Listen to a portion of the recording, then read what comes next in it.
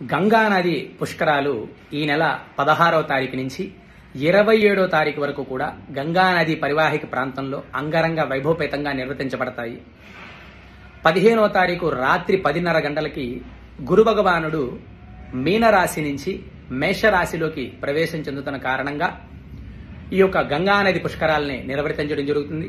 ఈ యొక్క గంగానది పరివాహిక ప్రాంతం అంతా కూడా గంగానది దేవతని పూజించడం జరుగుతుంది. విశేషంగా హారతులు ఇచ్చి విశేషంగా పూజలు చేసి, పుష్కరము అంటే 12 సంవత్సరాలకి ఒకసారి వచ్చేదని చెప్పి గురు భగవానుడు మేషరాశిలోకి ప్రవేశించడం వలన ఈ సంవత్సరం గంగానది దేవతకి పుష్కరాలు వచ్చాయి.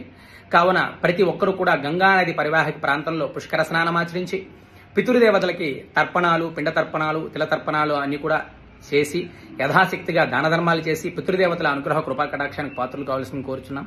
ఎందుకంటే పుష్కరాలు ఎక్కడెక్కడైతే జరుగుతాయో ఆ నదీ పరివాహిక ప్రాంతంలోకి పితృదేవతలు వస్తారు. కావున శాస్త్రం అలా తెలియజేసింది మనకు. కావున శాస్త్రవచనంగా భావించి పుష్కర స్నానమాచరించి పితృదేవతలకి తర్పణాలని, తిల తర్పణాలను ఆచరించి ప్రతి ఒక్కరూ కూడా ఆ గంగానదిని ప్రార్థించుకొని గంగానది యొక్క అనుగ్రహానికి కృపకి పాత్రలు కావాల్సిందిగా కోరుచున్నాం. ఈ విషయాన్ని ప్రతి ఒక్కరు కూడా తెలియజేయండి. ఎందుకంటే పుష్కర సమయం ఎప్పుడని చెప్పి చాలా మంది కన్ఫ్యూజన్ లో ఉన్నారు. కావున ప్రతి ఒక్కరికి కూడా ఈ వివరం తెలియజేయండి.